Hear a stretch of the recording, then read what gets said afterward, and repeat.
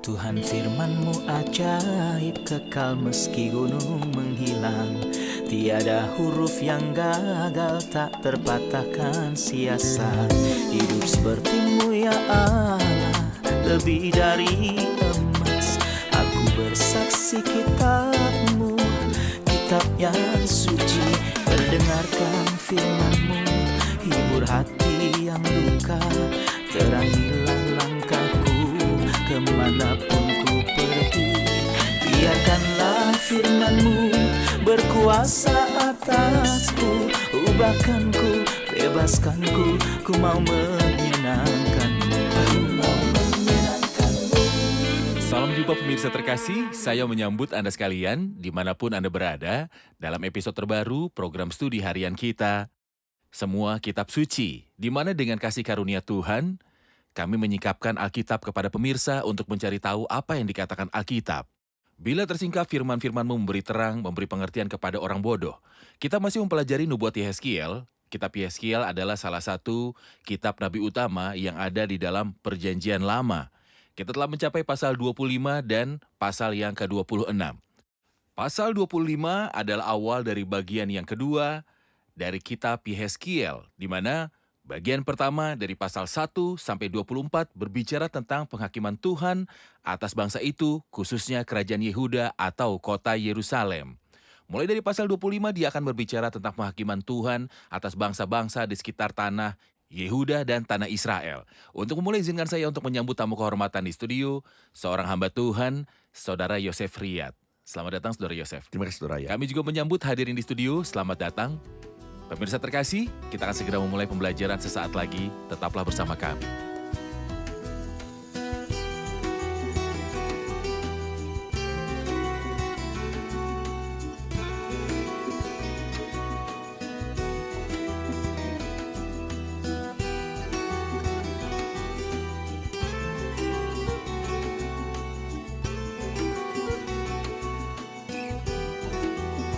Jumpa lagi, Saudara Yosef. Terima kasih. Saudara Yosef, kita telah mempelajari pasal 25 dan kami ingin Anda memberitahu kami sekali lagi pembagian kitab ini untuk mengetahui dengan tepat di mana kita berada sekarang. Kita dapat dengan mudah mengatakan itu dari pasal 1 sampai 24. Dia berbicara mengenai nubuat-nubuat tentang dosa-dosa umat ini yang perlu Allah hakimi. Namun bagian ini bukan tanpa referensi untuk restorasi dan kepulangan mereka di masa depan. Sedangkan bagian tengah dari pasal 25 sampai dengan pasal yang ke-32 berbicara mengenai 7 nubuat atas 7 bangsa yang mengelilingi tanah Israel dan penghakiman atas mereka. Dari pasal 33 hingga akhir kitab, kita melihat pemulihan terakhir dan berkat-berkat di masa depan di bawah pemerintahan Mesias. Dengan cara yang tidak terdapat dalam kitab nubuat lainnya. Dia unik dalam menceritakan kepada kita tentang bait suci milenium dan rinciannya dan tentang penyembahan dan berbagai korban persembahan. Hal seperti itu tidak disebutkan dalam kitab nubuat lainnya. Jadi jika pemirsa terkasih ingin tahu apa yang akan terjadi di masa yang akan datang, rincian tentang apa yang akan terjadi di tanah profetik di masa depan, dan apa yang menanti tempat khusus di tanah ini di masa depan, mereka harus mengikuti kita sampai studi ini berakhir. Benar. Untuk mengetahui banyak rincian tentang kepulangan orang-orang itu dan bait suci yang akan dibangun dalam ketidakpercayaan, lalu pembangunan akhir bait suci oleh tangan Tuhan sendiri, bait suci bahagia di zaman milenium. Saudara Yosef, salah satu bangsa yang akan ditimpa penghakiman dalam pasal 25 adalah bangsa Amon. Atau izinkan saya mengatakan orang Amon dari ayat 1 sampai 7. Siapa mereka dan apa asal-usul mereka? Dan apa dosa-dosa mereka yang menyebabkan mereka dihakimi? Dalam pasal ini kita melihat 4 bangsa, yaitu Amon, Moab, Edom, dan Filistia. 3 yang pertama, Amon, Moab, dan Edom berada di sebelah timur Israel, sementara Filistia berada di sebelah barat Israel. Saya pikir dosa-dosa Amon jelas dalam ayat yang ketiga. Beginilah firman Tuhan Allah, oleh karena engkau menyerukan syukur mengenai tempat kudusku waktu kekudusannya dilanggar. Mengejek pencemaran tempat kudus Allah.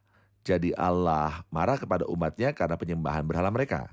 Dan marah kepada bangsa-bangsa lain karena mereka meremehkan umatnya dan tempat kudusnya. Karena engkau berkata syukur mengenai tempat kudusku, waktu kudusannya dilanggar, dan mengenai tanah Israel waktu itu dijadikannya sunyi sepi. Engkau akan menderita ini dan itu. Allah tidak suka menyombongkan diri tentang kejatuhan siapapun. Kami ingatkan pemirsa terkasih bahwa ketika Nebukadnezar keluar untuk menghakimi, ada dua pilihan jalan di hadapannya, yaitu pergi ke Yerusalem atau ke orang Orang Amon. Amon. Ia memilih pergi ke Yerusalem dengan arahan dari Tuhan. Ya. Dia menghancurkan Yerusalem dan itulah hukuman yang Tuhan maksudkan dilakukan atas Yerusalem. Tapi kemudian dia pergi dan melaksanakan penghakiman Tuhan atas orang-orang Amon. Benar. Dan demikianlah Tuhan menghakimi orang Amon karena mereka sombong ketika Nebukadnezar menghancurkan Yerusalem. Ya. Kota ataupun bangsa berikutnya adalah Moab. Saya ingin tahu siapa orang Moab, apa asal-usul mereka sebelum kita tahu apakah dosa-dosa mereka. Orang Moab sama dengan orang Amon. Kita membaca tentang sejarah Amon dan Moab dalam Kejadian pasal yang ke-19. Faktanya asal-usul mereka menyedihkan dan memalukan. Waktu kedua putri Lot membuat ayah mereka untuk minum anggur dan tidur bersamanya serta memperanakan Moab dan Amon darinya. Dengan demikian keduanya dilahirkan dari hubungan yang jahat antara Lot dan putri-putrinya. Mengenai dosa-dosa Moab, saya pikir kita melihatnya secara lebih rinci dalam kitab Yeremia pasal 48 misalnya. Ketika dia berkata Moab hidup aman. Iya. Dari sejak masa mudanya dia hidup tenang seperti anggur dan senapannya, tidak dituangkan dari tempayan yang satu ke tempayan yang lain, tidak pernah masuk ke dalam pembuangan. Sebab itu rasanya tetap ada dan baunya tidak berubah. Jadi tujuan Tuhan ketika dia mengizinkan kita untuk melalui kesulitan adalah untuk menuntun kita kepada pertobatan. Iya. Inilah arti dari rasa yang tetap padanya dan baunya tidak berubah. Tuhan ingin mengubah aroma kita. Dia ingin mengubah segala kualitas dan karakter kita. Jadi dia mengizinkan kita untuk melewati beberapa masalah dan kesulitan demi kebaikan kita. Dengan mengubah keadaan-keadaan hidup. Perubahan keadaan adalah berkat bagi kita. Banyak dari teman saya yang telah berimigrasi ke Amerika mengatakan bahwa kehidupan rohani mereka tumbuh lebih baik di sana karena di Mesir mereka dulu biasa mengandalkan keluarga dan teman-teman dan mereka terus hidup di zona nyaman mereka sejak mereka lahir. Tetapi ketika mereka berimigrasi, mereka merasa kesepian dan perlu bersandar kepada Tuhan serta lebih berpegang teguh kepadanya. Inilah tidak terjadi dengan Moab. Dia tenang dan nyaman. Oleh karena itu, rasanya tetap padanya dan baunya tidak berubah, selain kesombongan. Hal yang menakjubkan adalah meskipun bangsa ini pada umumnya sombong, tetapi ada salah satu gadis dan wanita terbaik dalam Alkitab yang bernama Ruth, wanita Benar. Moab, yang merupakan wanita yang sangat hormat sampai Roh Allah berkenan untuk memilih sebuah kitab yang diberi judul dengan namanya yaitu Kitab Rut. Rut ini telah menjadi nenek Daud dan dengan demikian menjadi nenek raja segala raja dan Tuhan segala Tuhan yaitu Tuhan Yesus Kristus. Dan kita membaca namanya dalam pasal pertama perjanjian Benar. baru dalam silsilah Tuhan Yesus Kristus. Kita dapat mengambil pelajaran dari ini, Saudara Yosef, yaitu jika seluruh bangsa Moab melawan Tuhan dan ini mengharuskan penghakiman atas mereka, tetapi Tuhan memilih individu-individu antara mereka bagi Benar. dirinya. Dan sampai sekarang ada beberapa negara yang bermusuhan dengan Kristus dan Injil dalam konstitusi, Bermusuhan. hukum, bangsa, dan moral Ya. mereka. Tetapi Tuhan Tuhan memilih orang-orang dari antara pilihan. mereka seperti dalam Benar. kasus Rut dari Moab, Benar. dan kita sering melihat ini dan kita akan melihatnya lebih banyak lagi di surga. Ya. Dari setiap suku dan bahasa dan kaum dan bangsa. Biasanya mereka adalah orang-orang yang paling saleh, rendah hati, dan setia. Bacalah kitab Rut dan Anda akan melihat saya tidak melebih-lebihkan ketika saya mengatakan bahwa dia adalah gadis yang jarang diulang. Ya, benar.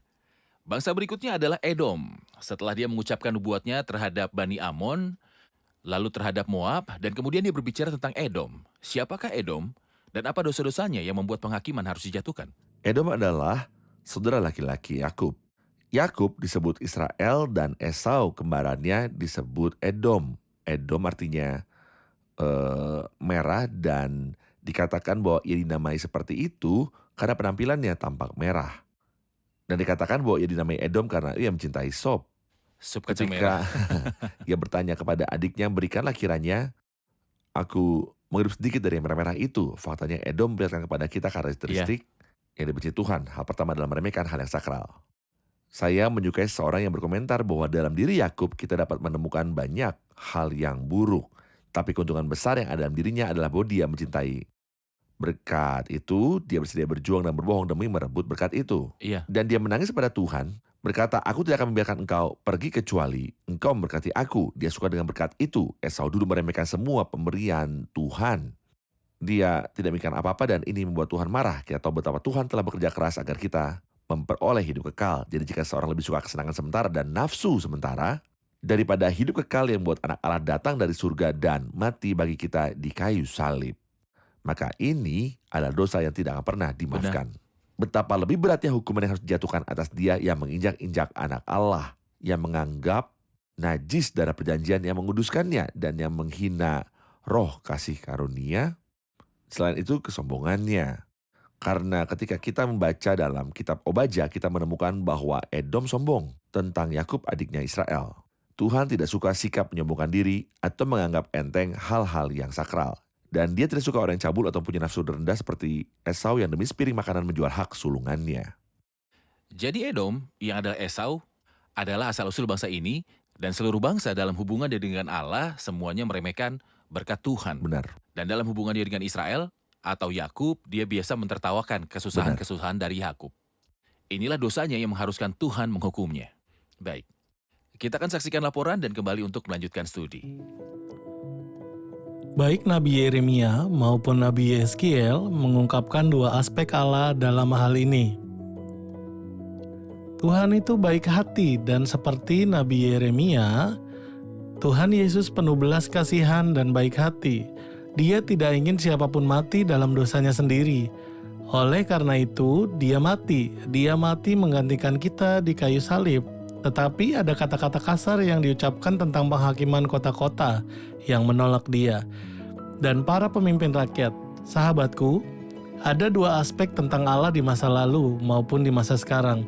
Memang benar bahwa Allah itu kasih, tetapi jangan lupa bahwa Allah juga kudus, benar dan mengutuk kejahatan serta dosa. Banyak yang berbicara tentang kasih Allah, tetapi kita tidak boleh lupa bahwa Allah juga Allah yang menghakimi. Mungkin inilah alasannya mengapa kitab Yeskiel tetap tertutup, karena begitu banyak orang yang sangat enggan untuk membacanya. Kita belajar di awal episode ini bahwa ada 3 negara di sebelah timur Israel, 1 di sebelah barat Israel yaitu Filistia. Bagaimana dengannya?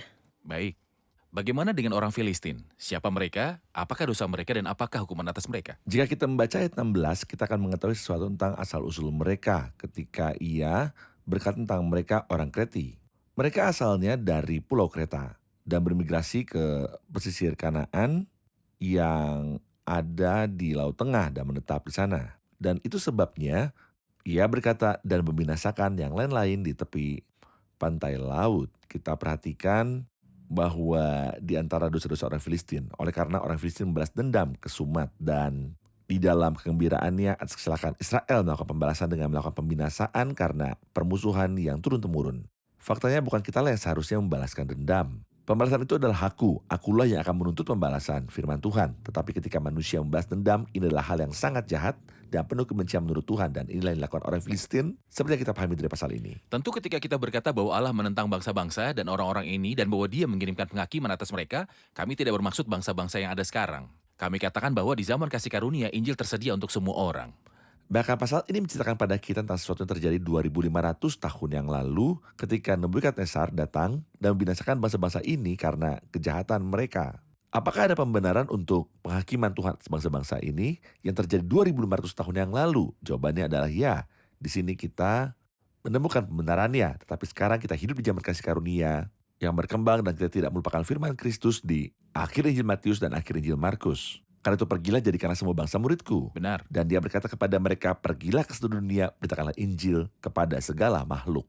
Dan tentu saja ketika kita sampai di surga, kita akan menemukan orang-orang percaya yang setia dari setiap suku dan bahasa dan kaum dan bangsa. Kabar baik tentang keselamatan ditawarkan kepada semua ras saat Benar. itu. Setelah kita berbicara dalam pasal 25 tentang nubuat dan penghakiman terhadap orang Amon dan terhadap Moab, lalu terhadap Edom dan kemudian terhadap Filistin, yang dilakukan zaman dahulu, di bawah kepemimpinan Nebukadnezar, dan kita akan beralih ke pasal 26 yang mencakup sebuah nubuat terhadap Tirus. Siapakah Tirus? Apa dosanya? Dan bagaimana penghakiman dilakukan atasnya? Faktanya kita akan menemukan bahwa pasal 26, 27, dan 28 termasuk semua nubuat dan pernyataan terhadap Tirus. Jadi pasal 25 berbicara tentang 4 bangsa. Namun Tirus sendiri diberi 2,5 pasal. Lalu kita akan menemukan pernyataan terhadap Sidon dalam pasal yang ke-28. Lalu kita akan menemukan bahwa pasal 29, 30, 31, dan 32, 4 pasal berbicara tentang Mesir. Jadi jelaslah bahwa fokusnya adalah pada Tirus dan Mesir. Bagus untuk berfokus pada Titus sekarang. Dan ketika kita mencapai pasal-pasal berikutnya, kita akan tahu mengapa wahyu itu berfokus pada Mesir. Faktanya kota ini Tirus tidak ada hari ini karena seperti yang kita ketahui dari pasal 26, dari kitab Yeskiel bahwa ada sebuah nubuat bahwa kota ini tidak akan pernah untuk dibangun kembali. Konon letak kota ini cocok untuk membangun kota karena ada sekitar 10 juta galon air tawar yang mengalir ke laut. Namun kota itu tidak dibangun dan kita tidak akan menemukan penjelasan untuk itu. Kecuali apa yang ada di dalam nubuat Yeskiel pasal 26. Mereka yang tahu saya mengambil wahyu kitab suci yang kata-katanya tidak ternilai. Mereka mungkin berkata bahwa saya tidak tahu apa yang dia katakan di pasal yang ke-23. Mengapa Anda tidak melihat pasal 26 dan Anda akan menemukan keajaiban-keajaiban ketika Tuhan bicara tentang sebuah kota yang akan disingkirkan dan kita menemukan bahwa kota itu disingkirkan, itu tidak akan dibangun dan karena itu tidak dibangun meskipun situs itu cocok untuk membangun kota. Dalam pelaksanaan firman Tuhan, sejarah bersaksi bahwa firman Tuhan itu benar. Benar. Jika Anda berkenan, saya akan membaca bagian dari sejarah jatuhnya Tirus dan bagaimana itu tidak dibangun kembali sampai sekarang. Silakan. Misalnya sejarah berkata bahwa orang-orang Babel datang dan mengepung Tirus dari tahun 585 sampai 573 sebelum Masehi. Lalu pasukan Alexander, orang Makedonia, datang pada tahun 332. Orang-orang Babel menghancurkan kota pesisir itu, tetapi banyak dari orang Tirus melarikan diri ke benteng laut yang kemudian memukul mundur serangan itu. Para penyerang Yunani menggali semua debu dan kerikil yang tersisa dari kota berbasis darat dan melemparkannya ke dalam laut untuk membangun jalan beraspal ke pulau yang jauh dari daratan, yaitu sekitar 800 meter. Mereka telah merekrut kapal-kapal perang dan mampu mengalahkan para penjaga kastil dengan serangan yang luar biasa terhadap Tirus. Dan dengan demikian nubuat-nubuat yang terkandung dalam pasal ini semua digenapi. Dia tidak dibebaskan dari tangan orang Babel, juga tidak dibebaskan dari Alexander orang Makedonia, kemudian jatuh dan tidak dibangun sampai sekarang. Dari apa yang Anda katakan barusan, saya dapat menyimpulkan bahwa nubuat itu pada mulanya digenapi pada zaman Nebukadnezar. Tetapi itu tidak sepenuhnya terpenuhi. Kecuali 240 tahun kemudian ketika Alexander Agung datang dan menggali sisa-sisa kota dan melemparnya ke laut, dan dengan demikian kota itu telah berakhir dan tidak dapat dibangun kembali sampai hari ini. Oleh karena itu, nubuatan itu digenapi setelah 240 tahun. Ini mendudukan firman Tuhan kepada Habakuk, sebab penglihatan itu masih menanti saatnya. Tetapi ia bersegera menuju kesudahannya dengan tidak menipu. Apabila berlambat-lambat nantikanlah itu, sebab itu sungguh-sungguh akan datang dan tidak akan bertangguh. Peter Stoner, seorang ahli matematika dari Pasadena, Amerika Serikat, telah membuat kalkulasi untuk mengetahui apakah kata-kata dari Yeskiel dalam pasal 26 dapat dipenuhi secara kebetulan di kota manapun, di mana saja. Teori probabilitas. Ya, teori probabilitas. Sebagai seorang ahli matematika, ia telah mencoba beberapa kemungkinan dan banyak asumsi. Dan hasilnya adalah bahwa kemungkinan untuk nubuatan ini digenapi adalah 1 berbanding 75 juta. Kemungkinannya adalah 1 banding dengan 75 juta. Tetapi itu tidak digenapi menurut teori kemungkinan. Itu digenapi karena dia yang telah kita baca dalam Yeskiel pasal 1. Dia ini yang segala sesuatu sedang digenapi sesuai dengan ketetapan kehendaknya dan sesuai dengan rencananya karena dia menjagai firman-Nya untuk melaksanakannya. Jadi sejarah dan geografi bersaksi tentang kebenaran nubuat firman Tuhan. Dan biologi dan segalanya. Oke. Tidak ada yang tidak bersaksi karena sebagaimana jejak Tuhan jelas dalam penciptaan, itu jelas juga dalam Alkitab. Baik, kita akan menerima pertanyaan hadirin. Ayat 15 berkata, beginilah firman Tuhan Allah kepada Tirus, Apakah daerah pesisir tidak akan gemetar mendengar derum kejatuhanmu atau orang-orang berbahan mengerang karena pembunuhan bersih Maharajalela di tengah-tengahmu? Mengapa jatuhnya Tirus menyebabkan pesisir di sekitarnya terguncang? Tirus jatuh sehingga semua tanah pesisir di sekitarnya terguncang. Mengapa pengaruhnya sekuat itu? Jika kita merujuk pada sejarah, kita akan tahu bahwa Tirus adalah salah satu kota terbesar dan terkuat. Ketika kita mempelajari pasal 27 dan pasal 28, kita akan melihat beberapa kehebatan Tirus. Kita mengatakan sebelumnya bahwa ada 3 Ya. pasal yang berbicara tentang Tirus. Dari pasal 27 contohnya kita menyimpulkan bahwa hampir seluruh dunia kuno berdagang dengannya. Misalnya kita membaca tentang Mesir di ayat 7, Sidon di ayat yang ke-8, Gebal di ayat yang ke-9, Ya. Persia di ayat 10, Arwad di ayat 11, dan Tarsis di ayat 12, lebih jauh lagi ke Yawan, Tubal, dan Mesek. Dan mereka bahkan mencapai Mesek atau Moskow dalam ayat 13. Orang-orang Deden dalam ayat 15, Aram ayat 16. Yehuda dan tanah Israel dalam ayat 17. Jadi hampir tidak ada negara yang tidak memiliki kepentingan komersial dengannya sampai-sampai Raja Tirus, seperti yang akan kita lihat di dalam pasal 28, berkata tentang dirinya sendiri bahwa dia adalah Allah. Bukan manusia, Benar. Aku adalah Allah. Ini adalah bencana bahwa ketika kekayaan berlimpah dan reputasi seseorang menjadi besar, lalu dia menganggap dirinya Allah, dan itulah sebabnya yang dialami Tirus kuno adalah pukulan yang telak. Sehingga para penyelidik saat ini tidak dapat menentukan dengan tepat lokasi Tirus kuno. Bagaimana dengan reruntuhan dan juga sisa-sisa dari kota. Seperti yang telah kami katakan ketika Alexander Agung Ya. datang, pasukannya menggali sisa kota itu dan melemparkannya ke laut untuk membuat Sebuah jembatan untuk mencapai pulau di mana semua kekayaan Tirus berada. Dengan demikian tidak ada yang bisa untuk menemukan lokasi kotanya ataupun kekayaannya. Penghakiman Tuhan mengerikan atas mereka yang Benar. sombong yang digambarkan oleh Tirus. Saudara Yosef, kita berkata bahwa sejarah dan geografi menjadi saksi tentang kebenaran dari Alkitab. Ya. Dan kata-kata nubuatnya yang tidak berubah. Benar. Saya akan merujuk kembali ke beberapa ayat yang darinya kita mendapat pelajaran penting tentang inspirasi verbal ketika dia menyebut bentuk orang tunggal, jamak, dan orang ketiga. Contohnya di pasal 26, dimulai dari ayat yang ke-7. Sebab beginilah firman Tuhan Allah, sesungguhnya aku membawa dari utara Raja Nebukadnezar, Raja Babel. Di sini dia menentukan bahwa yang akan datang melawan Tirus adalah Raja Babel. Ya. Lalu di ayat 10, kudanya adalah begitu banyak sehingga engkau akan ditutupi oleh abu. Yang ia maksudkan adalah kuda-kuda Raja Babel. Lalu dalam ayat 11, dengan kaki kuda-kudanya ia hendak menginjak-injak semua jalan-jalanmu. Ini juga Raja Babel. Rakyatmu akan dibunuh dengan pedang. Lalu dalam ayat 12, mereka akan merampas kekayaanmu dan menjarah barang-barang perniagaanmu. Mereka akan meruntuhkan tembok-tembokmu. Alih-alih menggunakan orang ketiga tunggal, dia menggunakan bentuk jamak. Dan ada berkata bahwa bukan hanya Raja Babel yang menyerang Tirus, tetapi kemudian hari setelah sekian lama, musuh-musuh lain datang, termasuk Alexander Agung. Jadi ada beberapa musuh. Apa arti berbicara baik dalam bentuk tunggal atau jamak mengenai inspirasi verbal? Ayat-ayat yang telah kamu baca adalah dalam bentuk tunggal karena Nebukadnezar sendiri yang menyerang Tirus. Tetapi kita akan membaca nanti bahwa tidak ada rampasan untuk dia ataupun pasukannya. Karena penduduk Tirus tidak dapat menyelundupkan semua kekayaan mereka ke Ya. pulau itu, dan karena Nebukadnezar tidak memiliki kekuatan laut, dia Dia tidak bisa berdaya. mengatur ini.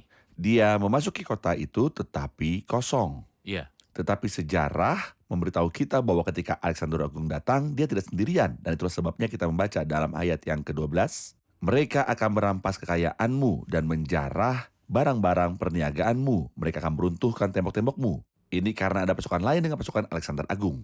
Dan seperti Anda katakan, ada sesuatu yang sangat penting yang kami ulangi. Kami percaya pada inspirasi verbal. Musa telah menerima firman yang hidup. Dan 1 Korintus pasal 2 berkata, tidak kusampaikan dengan kata-kata hikmat yang meyakinkan, tetapi dengan keyakinan akan kekuatan roh. Ya, inspirasinya verbal atau tidak ada inspirasi. Alkitab itu tepat. Tepat.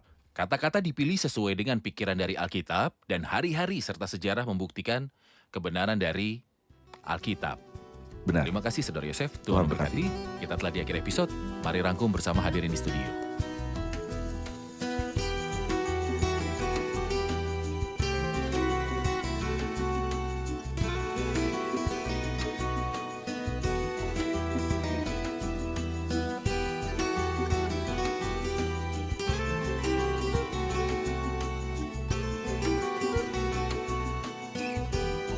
Halo semua.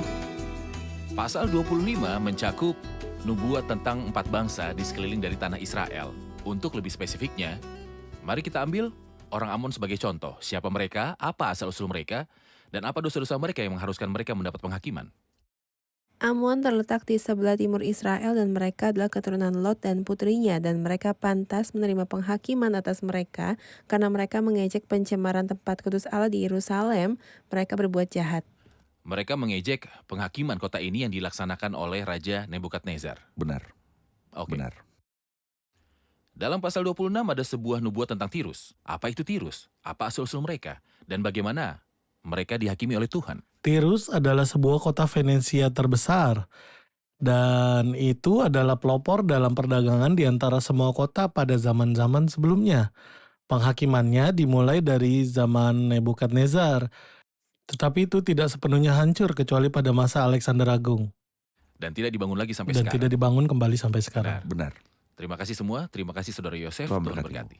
Pemirsa terkasih, kita belajar di episode hari ini bahwa pasal 25 memulai bagian kedua dari nubuat Nabi Yehezkiel yang meliputi 7 penghakiman atas 7 bangsa yang mengelilingi tanah Israel. Dan bagian kedua ini mencakup pasal ke-25 sampai 32. Kita telah berbicara di bagian yang pertama dari pasal 1 sampai 24 tentang penghakiman Tuhan atas Yerusalem dan orang-orang yang ada di Yerusalem. Pasal 25 sampai 32 mencakup penghakiman Allah atas bangsa-bangsa di sekitar tanah Israel. Lalu pasal 33 sampai akhir kitab yaitu pasal ke-48 termasuk kembalinya umat itu dan kembalinya kemuliaan ke negeri itu. Kita belajar dalam pasal 25 bahwa ada penghakiman atas 4 bangsa di sekitar tanah Israel. Ada penghakiman atas Amon, penghakiman atas Moab, penghakiman atas Edom, dan penghakiman atas Filistin.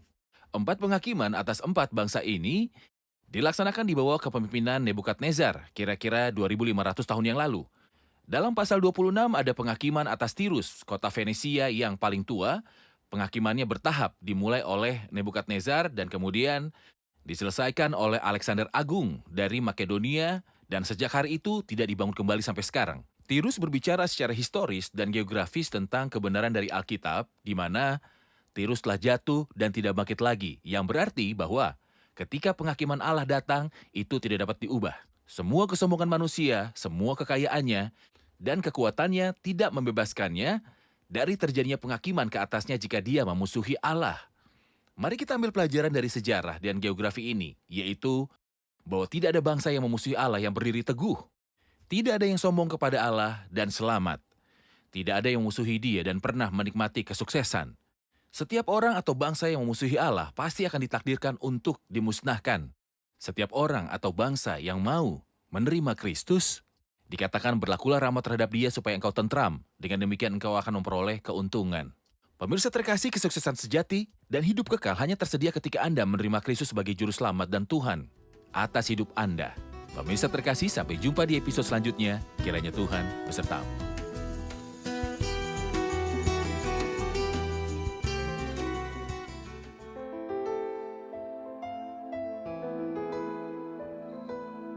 Tuhan firman-Mu ajaib, kekal meski gunung menghilang.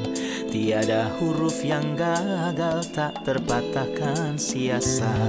Hidup seperti-Mu ya Allah, lebih dari emas.